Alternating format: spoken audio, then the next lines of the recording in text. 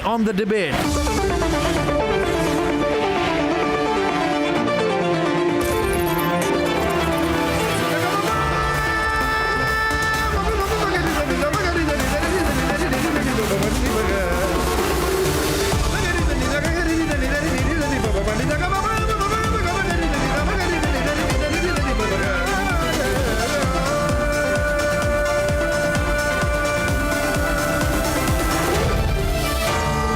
Arnab Goswami on the debate.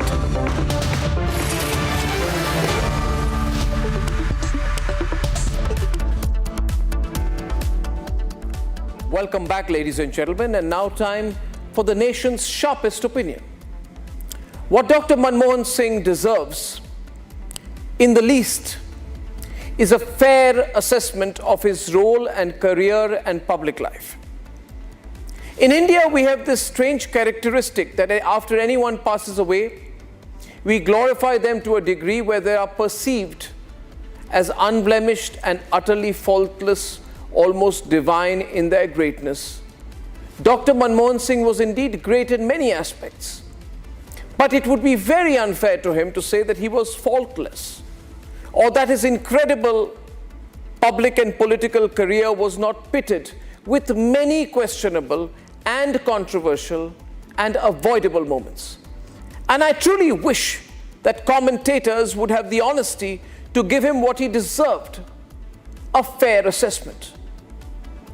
The last time I met Dr. Manmohan Singh was 13 years back in 2011 at a hastily organized and televised press conference after a series of scams and after I had led the coverage of multiple scams that his government was devastated and hit by.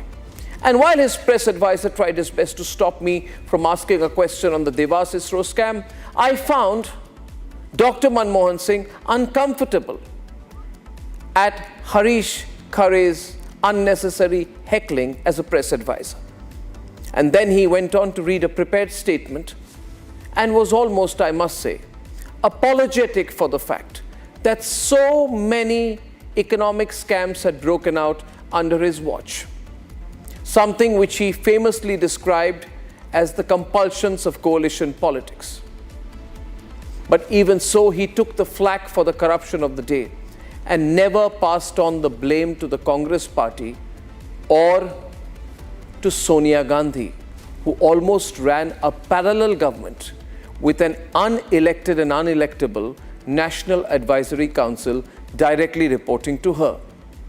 And in that itself, there was an interesting personality trait of Dr. Manmohan Singh. His unswerving loyalty, his unshakable loyalty to the Gandhi family, even at the cost of taking the blame for their and his party's decisions on himself. By the time he left Prime Ministership, Dr. Manmohan Singh hoped that, in his words, he said, and I quote, "History will judge me kinder than the media," unquote. And in my view, in saying so, he appeared acutely conscious of the fact that the pitfalls during his governance of the 2G scam, the CWG scam, the Colgate scam, the Adarsh scam, the Kargil for Profit scam, the Cash for Vote scam, the Radia tapes corruption, everything, and a lot more, were all burdened on him. And the Congress party found that a very convenient situation to be in. So that is why the image of Rahul Gandhi tearing the ordinance with great and unnecessary braggadocio, knowing that it would insult Dr. Manmohan Singh, hurt Dr. Manmohan Singh in a great way. And that is why at sometimes he was exasperated. In August 2013, he appeared exasperated when confronted once again on a Congress-era scam, the coal scam. Perhaps knowing that corruption had happened, and he almost certainly knew that corruption had happened because he called all of this the compulsions of coalition politics. He said almost angrily in Parliament that, and I quote, "I am not the custodian of the coal files in the coal ministry," unquote. So at that point, he was beginning to wash his hands off other people's corruption, but it was happening under his watch. And therefore, when we recount his life, we must acknowledge the incredible range of his personal scholarship. From a humble background, through scholarships, through achievement, to becoming a DPhil from Oxford University and becoming Finance Minister of India. But we must also do an honest and truly neutral account of his record as Prime Minister of India.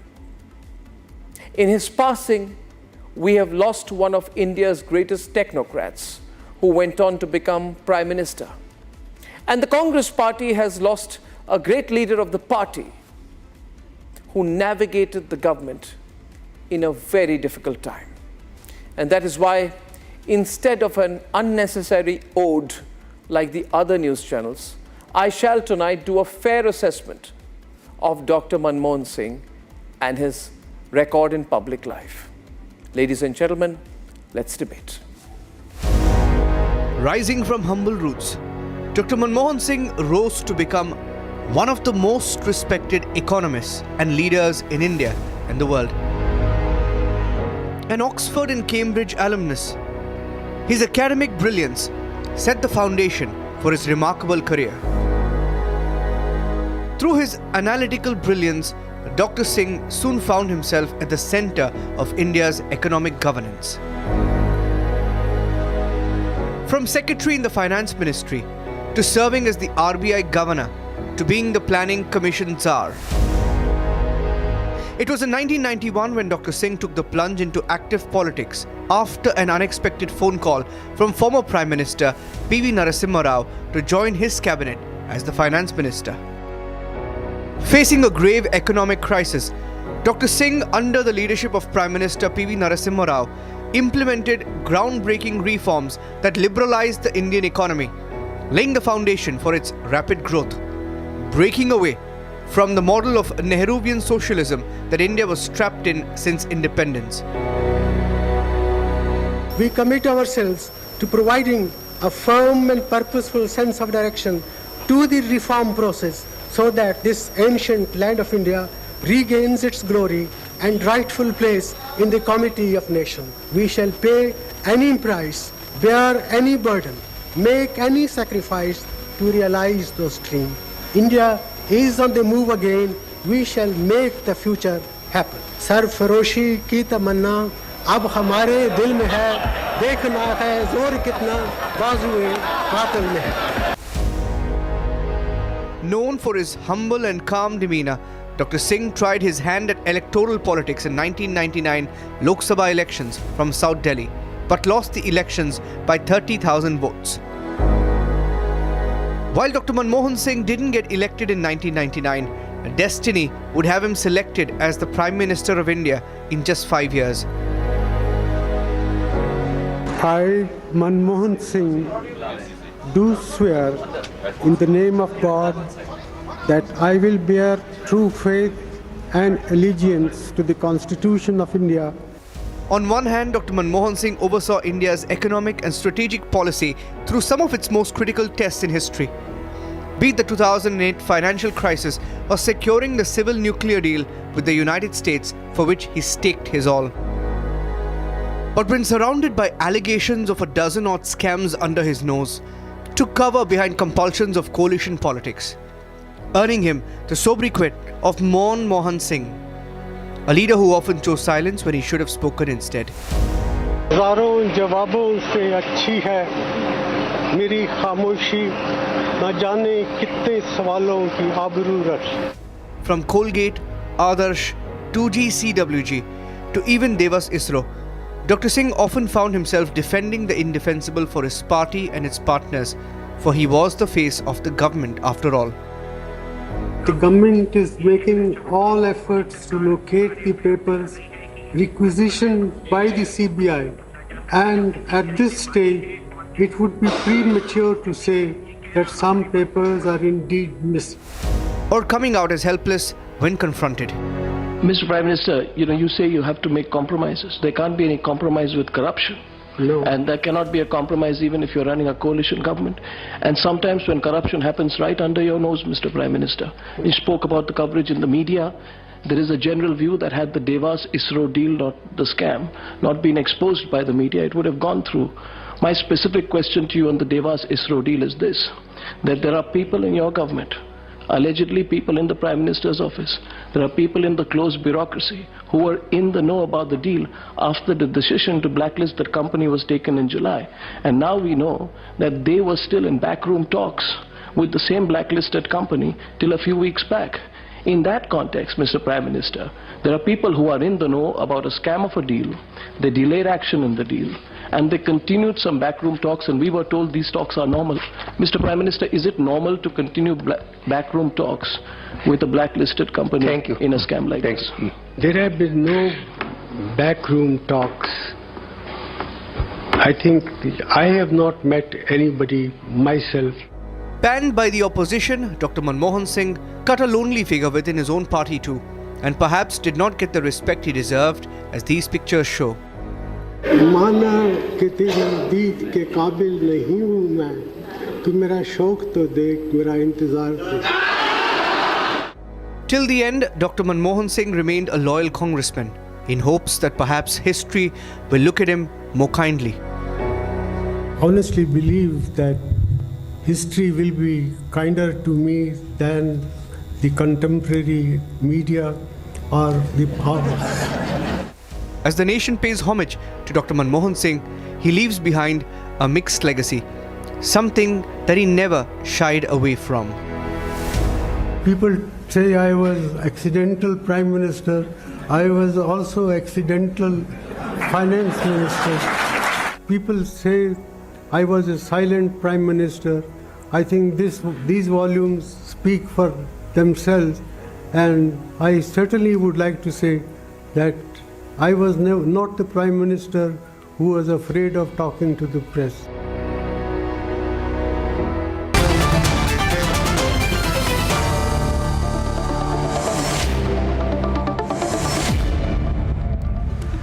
Well, on the debate this evening, to look at what I believe is the mixed legacy of Dr. Manmohan Singh, I have with me Sohail Seth, well-known commentator, managing partner, Counselage, very keen commentator, chairman of Aaron Capital, the renowned Mohandas Pai, one of India's best-known macroeconomic and market experts, Ajay Bagga, who gives a wonderful broad sweep on politics and economy, P.K. Basu, well-known political commentator and economist, Kishore Subramaniam, well-known financial and macro expert. And my first question, and we are taking different views. Some are slightly critical of Manmohan Singh, some are pro-Manmohan Singh.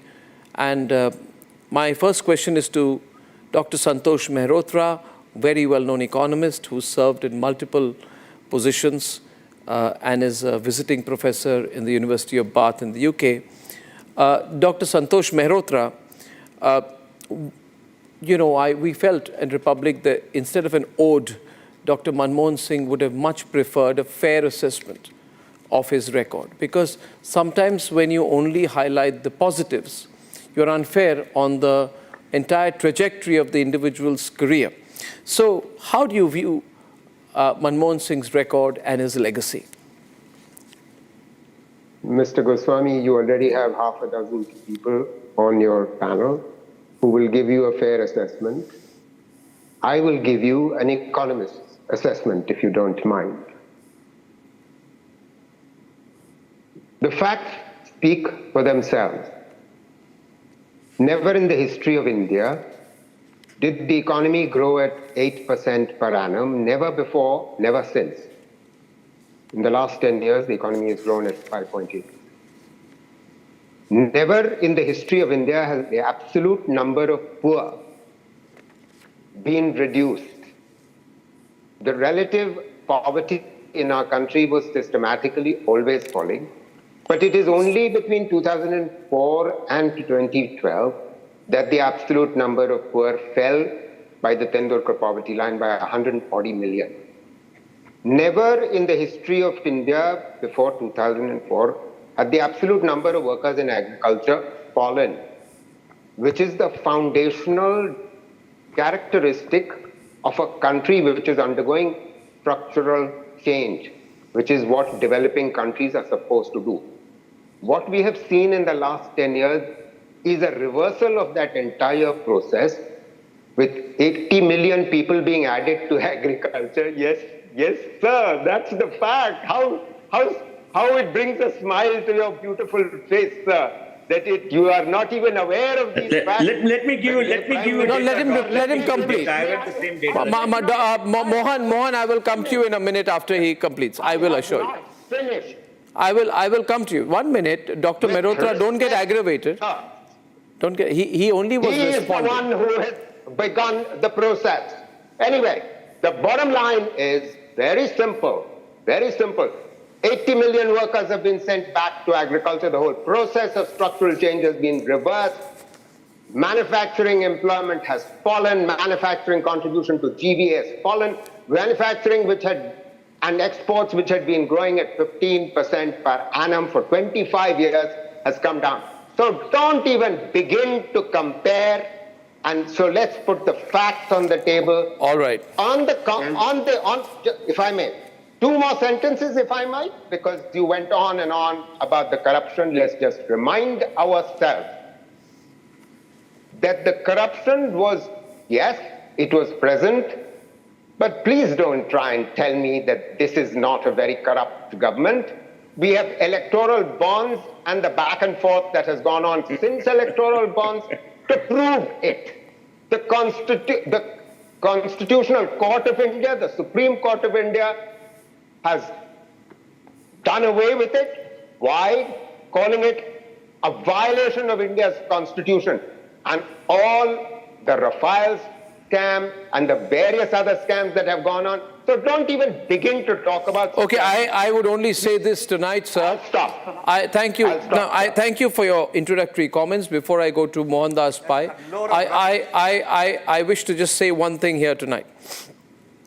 I'm at least happy for one thing, Mohan, that we are doing a fair debate on the mixed record of Dr. Manmohan Singh. I tell you who's being most unfair. Those who have painted his record as beyond brilliant and unblemished. For that, I can assure you, nobody in the country believes, not even congressmen, that it was. Yes, he was a great man, a great scholar. From humble origins to a DPhil from Oxford and finance ministry is fantastic. But then his record as Prime Minister was very, very questionable and must not be confounded by the data of growth figures alone. My next speaker on this very important subject is Mohandas Pai, please. Mohandas Pai, please. Arnab, I would like to talk about Dr. Manmohan Singh and his contribution. Before that, let me give some data to Mehrotra, because as usual, it's one-sided. It is true that 80 million people more have come to agriculture. The data is correct. But within agriculture, the share of women has gone up to about 63%, around 54, 55%. Men have come down to 37%. It shows men are leaving agriculture, going on to other jobs, emigrating, and women who are the background are coming into agriculture because they were not working anywhere else. They're coming into agriculture because of the expansion of animal husbandry, milk, self-help groups, etc. I think that must be seen in a particular context. But people like Dr. Mehrotra have to give one-sided. That's okay. Now let me talk about Dr. Manmohan Singh. Overall, when you look at Dr. Manmohan Singh, I think we must be grateful that we had a great technocrat at a critical point of time in our history. Before the 1991 liberalization, globalization, Dr. Manmohan Singh was a good technocrat, bureaucrat. He followed the political philosophy and ideology of the government of the day. He was part of the control regime. We didn't see him do any great liberalization before then because the political situation was the political ideology had to be followed, and he followed. He did a fairly good job as a bureaucrat and a technocrat. In 91, when he was picked up, I think that's where the brilliance of the man came out very clearly. He very clearly elucidated the future path for India, liberalized India, globalized India, got his team together, sequenced it very well, and took all the structural decisions required to give us back our economic freedom. And for that, all Indians have to be eternally grateful to the man. Of course, he got political cover from P.V. Narasimha Rao, because Narasimha Rao was shrewd enough to understand there was no escape from what had to be done because we are broken, we had no foreign exchange, verge of default, and we had to open up and obey the IMF dictates to get that money. But he sequenced it beautifully and gave us hope. And in his speech, a frail man standing up in Parliament on the day, and in 1 hour, he liberated all of us economically and gave us back our economic freedom. And he said, nobody can stop the march of an idea whose time has come, quoting Victor Hugo. And he said that India will have a great future.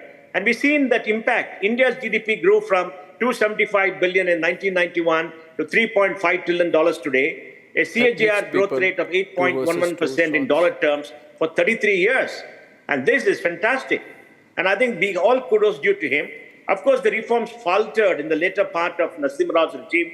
Then we had Vajpayee. And when Vajpayee left, he gave an economy which was rocking 8.4.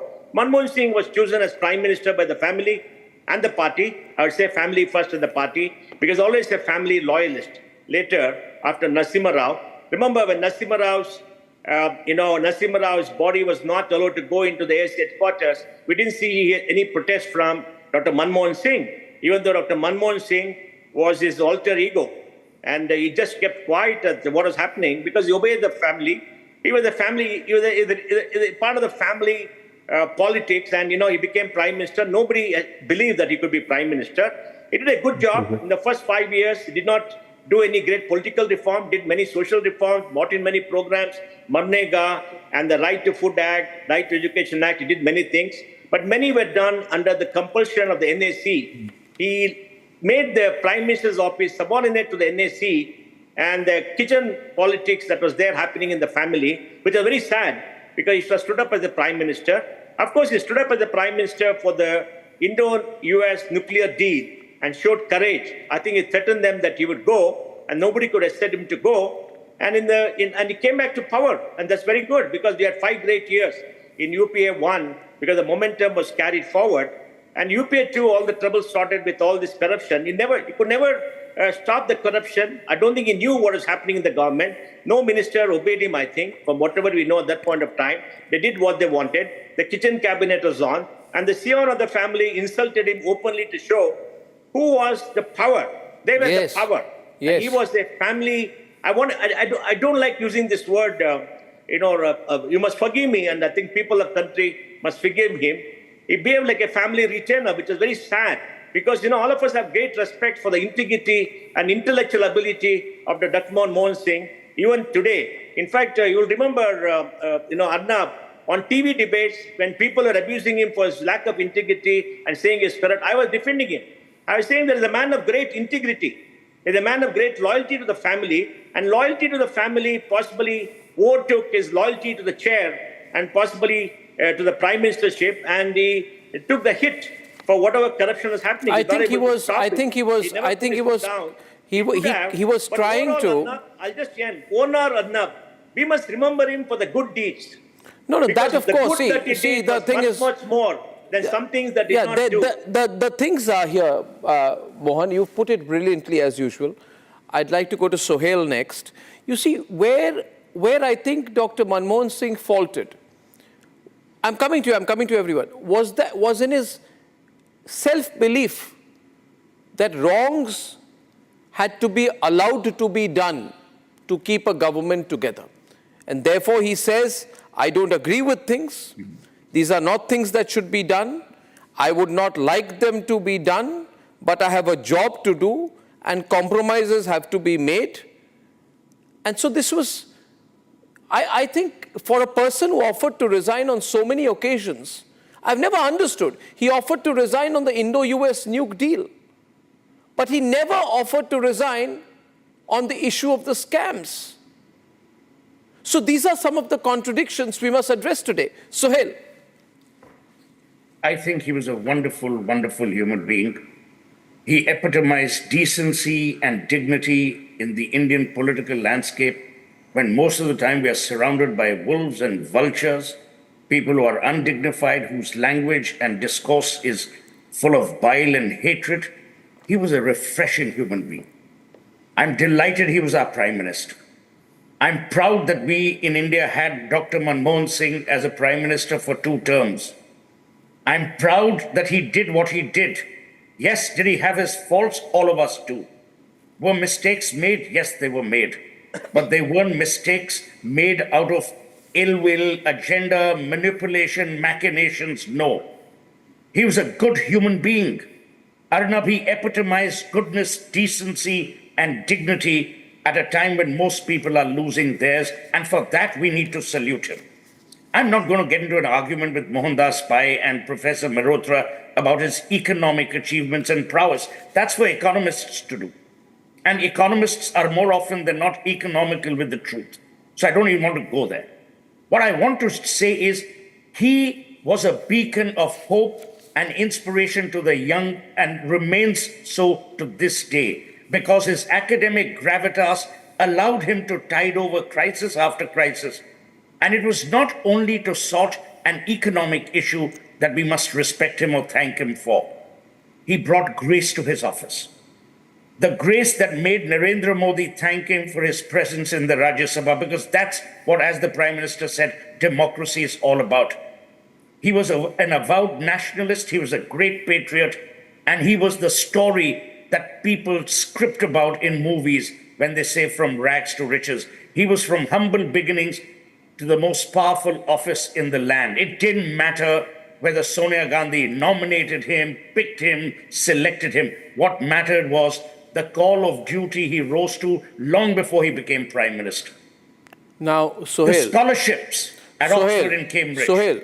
the studying under a public light, under a lamppost, the fact that he was RBI Governor, Finance Secretary, Deputy Chairman of the Planning Commission. For God's sake, this is not the time for retribution. It is incorrect to follow Shakespeare in every arm and twist by saying the good is oft interred with the bones, the evil lives long after. Today, end with the other Shakespearean passage, that nature might stand up and say to all the world, the elements were so mixed in him that this was a man. He was an inspiration. He remains an inspiration to me. He will always remain an inspiration. And I don't really care about whether he did economics 2.0 or economics 4.0. No, that's not the point. That's You know, for the PK thing is, and all you wise people the thing is, deliberate on. Sohail, I will tell you, as an Indian, he gave me hope. Yeah. As an Indian, I was proud that I had an academic, gravitas-driven human being as my Prime Minister who treated people well, who was dignified in his discourse, and who the world loved. Children loved him.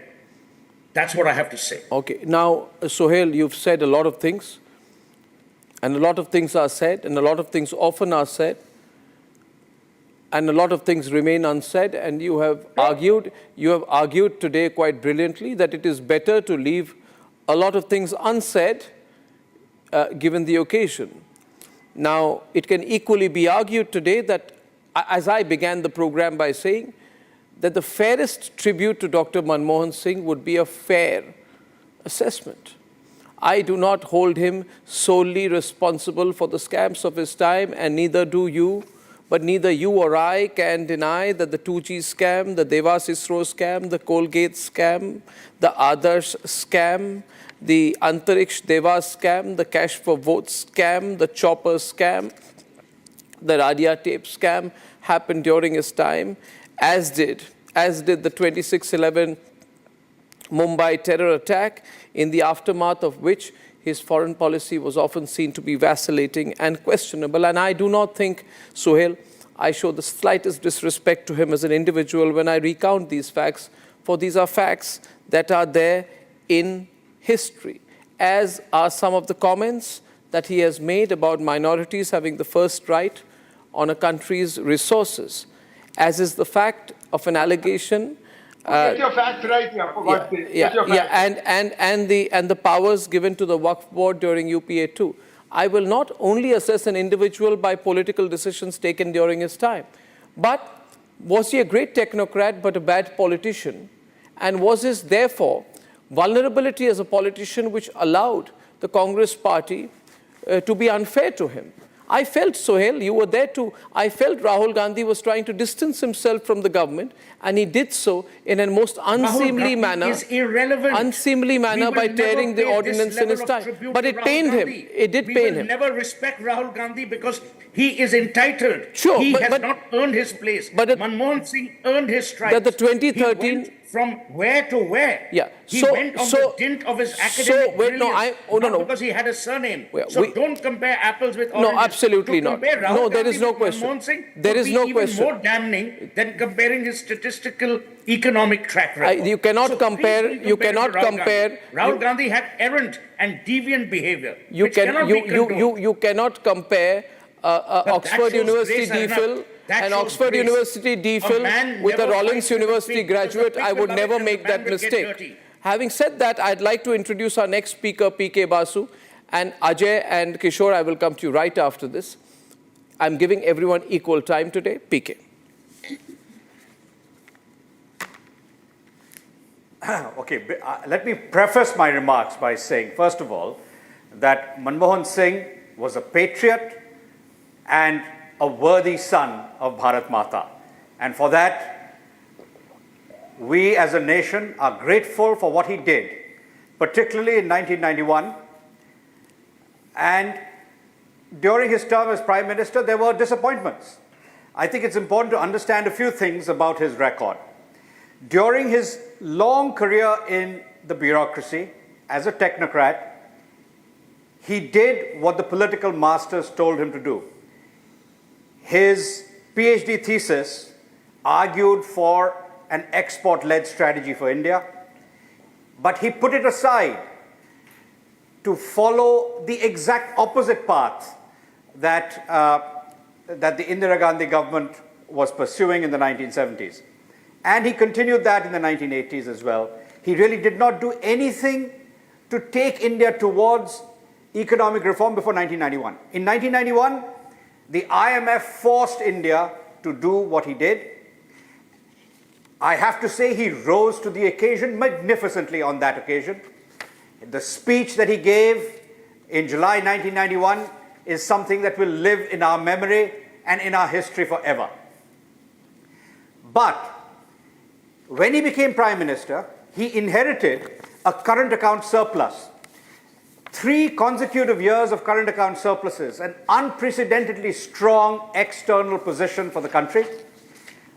By the time he left office, India had gone from current account surpluses of 2 to 3% of GDP when he came in to a deficit of nearly 5% of GDP. So he bought faster economic growth by destroying the external balances, by essentially borrowing from abroad over time and borrowing from the future and from abroad. So the fiscal and the current account deficits deteriorated in his time, especially in the second term. So it was not just a matter of scandals. With regard to economic growth, growth was actually faster in the first 5-year term of Narendra Modi than in the first 5-year term of Manmohan Singh. Look it up. The actual growth in both per capita GDP as well as in GDP itself was faster in the first 5-year term of Narendra Modi than Manmohan Singh. So these are the facts. Just for Mr. Okay, I'd like. The other aspect is, I would say one more thing. See, I don't want this to be a debate on the economy. The nation owes. Okay, I'm moving away from the economy. I have to say a few other things. One other thing is, 2611 was a blot on his record. Yes. 2611-2008 was a significant blot on Manmohan Singh's record. Yes. The scandals of his second term were a massive blot on his record. And I think it is also important to understand that right to education was actually a net negative for India, because in fact, the right to universal primary education and compulsory primary education was actually introduced by Vajpayee during his time. The fact that it only happened in 2001, 54 years after independence, is a disgrace. It is interesting that the Maharajas of Baroda, of Travancore and Cochin had introduced universal and primary education, but the country as a whole did not do it until much later. Yeah, so, see, I must say, to be fair out here, 1 minute, please. I don't want this to be a discussion on the economy. It's always a danger, because economists are predisposed to get into a very dialectical debate on my numbers are better than yours. I want to discuss the individual. And the story is in the numbers. I'd like to throw it next to Ajay Bagga. And before I go to Ajay Bagga, let me say one thing. I had the opportunity to interact with Manmohan Singh very often as a reporter, as a news editor, later as an editor of a channel. I must not say that most of these interactions were not agreeable, but I must say they were not unpleasant either. In fact, I remember after the press conference where I asked him that question, Ajay, we were sitting around, the Prime Minister came across to me, and he said, looking at someone else, he said, I don't know why he, referring to me, does not say a kind word about our government. And I remember saying that, sir, that when you give me an opportunity to, I certainly will. He had a sense of humor. He was a sensitive person. And I think that is why he resigned or offered to resign when Congress members tried to stall the Indo-US nuclear deal. One of the things I've never understood is why a person so sensitive, who offered to resign on the Indo-US nuclear deal, never offered to resign after the series of scams that hit his government. Because somewhere he took ownership of this. Maybe it was his loyalty to the Congress party. Ajay Bagga, I'd like to draw you in next on the mixed legacy, if I may say so, of Dr. Manmohan Singh. Yeah, Arnab, I would like to tell you in two sentences, 3 stories, because I have lived through the financial landscape. 1991, I was working for a foreign bank. All the foreign banks had withdrawn all country lines from India. What does that mean? India had very little money left to be able to pay for its imports, all the foreign banks. And it was Narasimha Rao giving the political cover which allowed the technocrats of Dr. Manmohan Singh to unleash those reforms. We came back with lines. 1994, he opened the markets to foreign investors first time. And we used to tell investors, we had to show them on the map, this is India. Only the public sector companies would be big enough for them to look at. We would bring that. And by 2012-14, the point had become investors would come in, I want to put in 250 million, 500 million. Don't show me small companies in India. That was the transformation also that happened. 2008, I and my wife were lying in the chambers for 12 hours as the terrorists were gunning for us in the Taj. That day, I decided that this individual, Dr. Manmohan Singh, is a great savant. He is a great person, but this government has totally let me down, along with 200 other CEOs who were caught in the chambers, along with all the masses who were massacred at Victoria Terminus. Third story I'll tell you. 2013, I was sitting in RBI, Dr. H.R. Khan, Deputy Governor. We were in a big crisis again. What P.K. Basu mentioned, we were called one of the 5 fragile economies. We had a current account deficit. Dr. Khan said, how much money can you get in? On what terms? And we said, sir, you tell us, 2 billion, 5 billion, 10 billion. I have so much demand for Indian paper, you just unleash us. And we could get that money. But what happened? You put a Raghuram Rajan as the RBI governor. When the money was being returned, he quietly said, if I go, this money will not get returned. We returned the money 5 years later. So this is the mixed legacy of Manmohan Singh. The president, Abdul Kalam, had the guts to do what he did. He didn't get a second tenure. He was willing to walk off. Dr. Manmohan Singh was not willing to walk off. He had power thrust on him, but he had no authority. Arnab, you have done endless shows on the NSC, the social activists who were running the country, who have done so much damage. Even now, we can't touch land reform. When you leave it to the free market, see what Gujarat government has done on land reforms. You leave it to the governments like Maharashtra and Gujarat, you don't see anything. You leave it to South India, you don't see any farmers from South India going. But we could not get through farm reforms. We couldn't get land reforms. That's the mixed legacy. I think one thing which Ajay has mentioned, and Ajay, I must say this, that after 26/11, when he continued to have a soft approach on Pakistan, through his track record on Sharm el-Sheikh, his compromising attitude, and also trying to paint Pakistan as a victim of terrorism, we all felt, you and I and all of us, You went through a very intense personal experience at the Taj. It must be horrifying for you to remember. We all felt very let down. And these are aspects that I, for one, cannot underplay, and I will be unfair as a journalist to my profession to underplay. And I'm saying this in response to what my dear friend Sohail said. And I need to say this to you, Sohail, that a person is a good human being, has excellent academic gravitas and fierce loyalty to the party, but it cannot gloss over or whitewash an objective outlook on the pitfalls in governance alongside the positives that he poured in. On the specific... I was at the Taj. I did the program with you when you were on another channel that evening, the next evening. But would I say that Manmohan Singh was a terrible human being because of 2611? Not at all. No, nobody questions. Blame him for the Sohail. Neither Ajay nor I. Because you were stuck at the chambers, he's a bad human being. No, neither Ajay nor I. You are painting it totally wrong. No. Sohail, may I say this? Your whole government starts painting Hindu terror. Your minister starts releasing books saying that those terrorists were Hindus. Okay, Sohail. Let's be logical. Sohail and Ajay, let me step in, please. Let me step in, please, between you two gentlemen for an occasion. Let me say this. Let me say I'm not this. saying that you did not avoid it. No. But what was the follow-up? Where did you hold? You were doing Mohabbat ki dukaan. You were doing human relationships with Pakistan after that. You were not Okay. taking them to account. I'm not a foreign...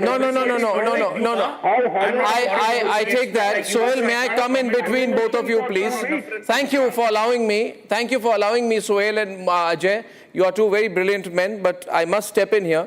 You see, I am doing my job as a journalist, and I think that we all remember that it was revealed not by me, but in the book Accidental Prime Minister, The Making and Unmaking of Dr. Manmohan Singh, where Sanjay Baru described how Dr. Manmohan Singh was the Prime Minister, but Sonia Gandhi was the real boss and exerted an upper hand on the Prime Minister through a bureaucrat called Pulok Chatterjee, who, quote, was appointed into the office at her behest. I don't want to open all these chapters tonight.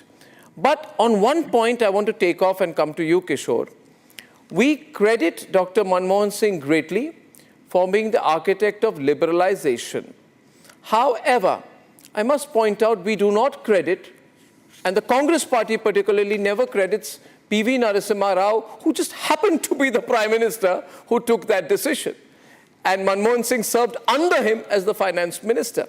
Nevertheless, be that as it may, the fact that he also led the country into the infamous position of fragile five economy. What does that say? Kishore. Okay, good evening to all my panelists. I am the last, but I'm sure I will not be the least.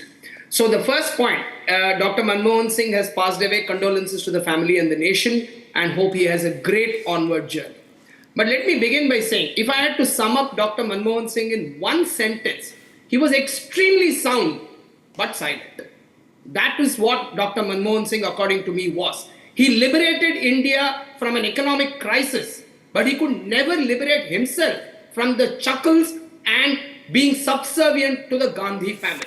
So let's pay a tribute genuinely to the man of what he was capable, unblemished personal record, brilliant academician, great technocrat, great bureaucrat. Let's not take away what's due.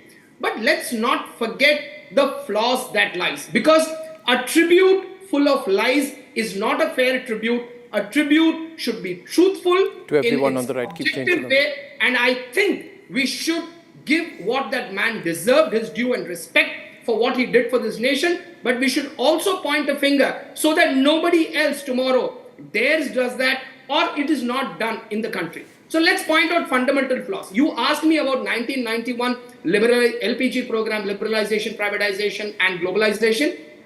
Remember, one, the Prime Minister was P.V. Narasimha Rao.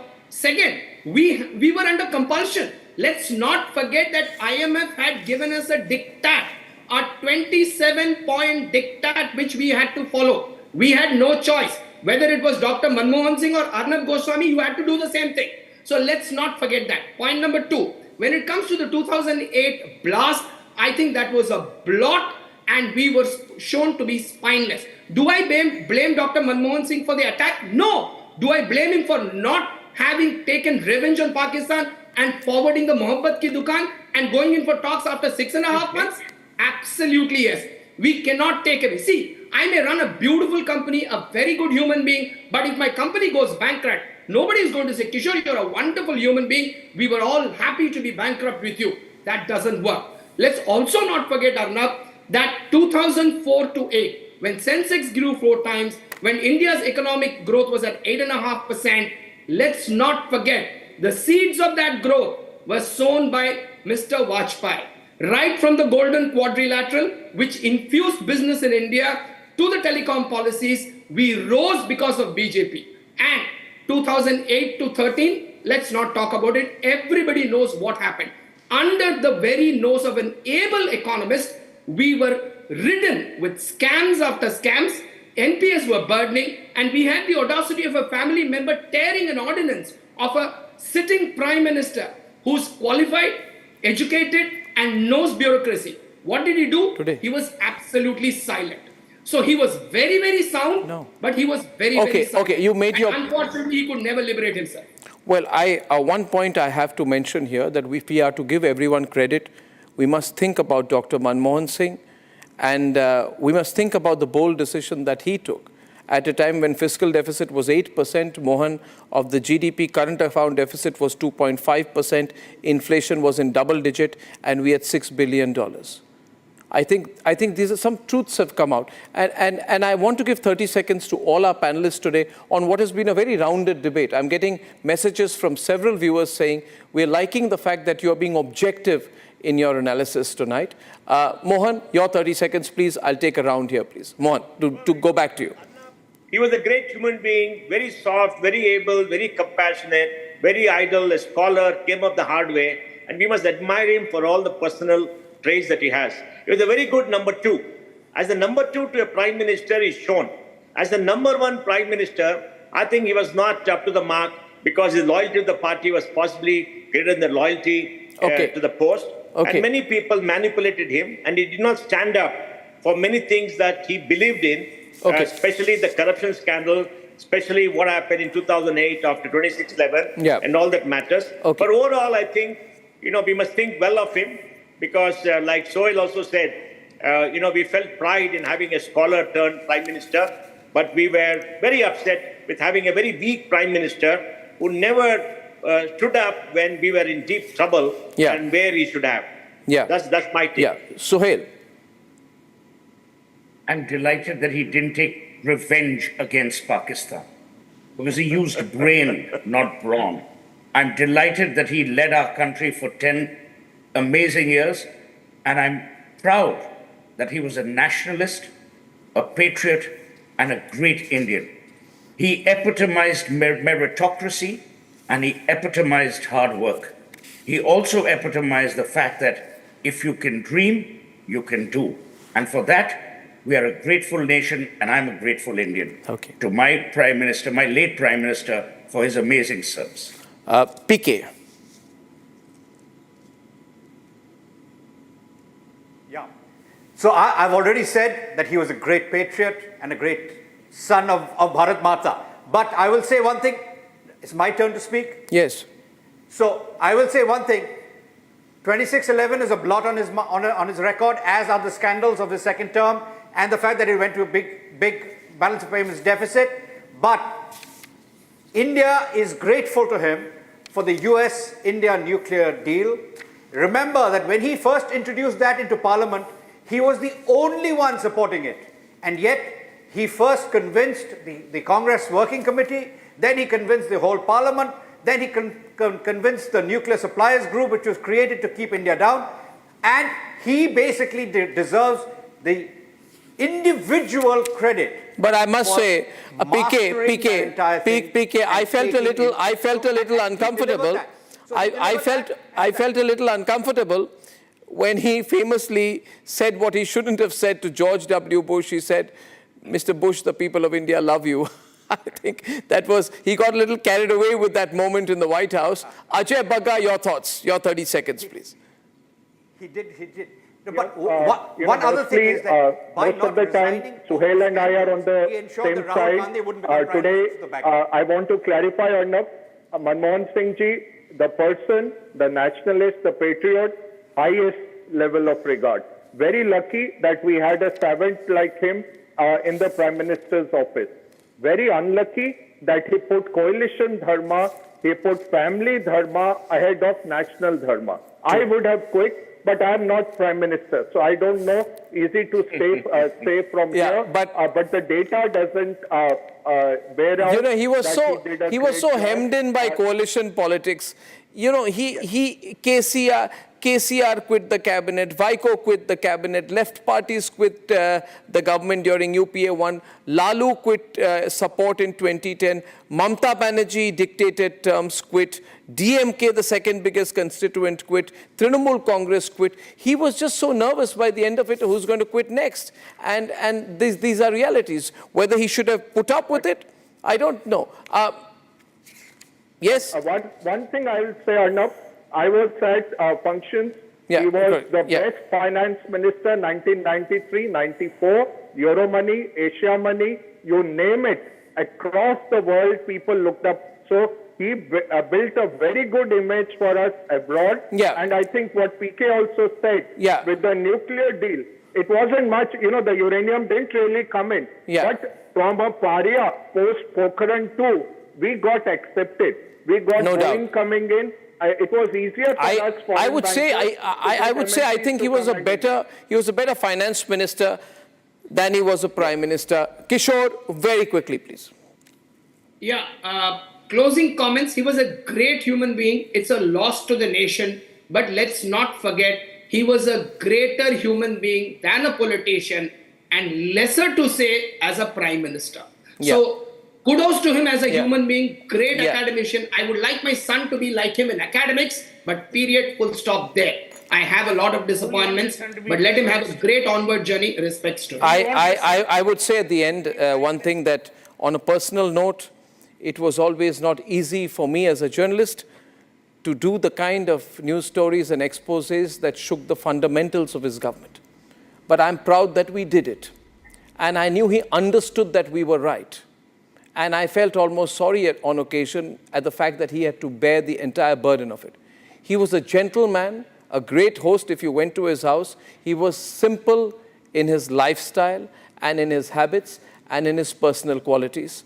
And I feel that that's why we are all troubled by the fact that he's had a mixed legacy as Prime Minister, but a great human being. I thank you all very much. This has been one of our most invigorating conversations. And as I come to the end of this debate, let's record and summarize with Galaxy AI, with Note Assist on Galaxy AI on Samsung Galaxy Z Fold 6. There is no doubt in my view that Dr. Manmohan Singh left a mixed legacy.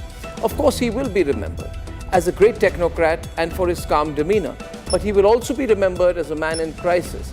Sometimes the one solving them, sometimes the man caught up in a crisis.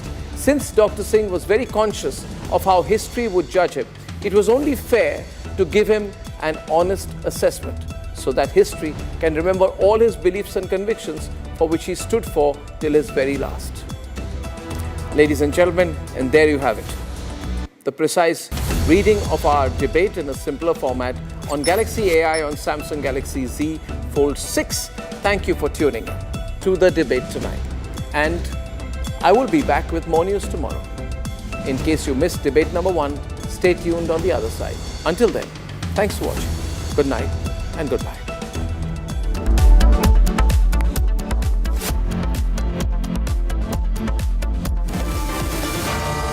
Arnab will be right back with the debate.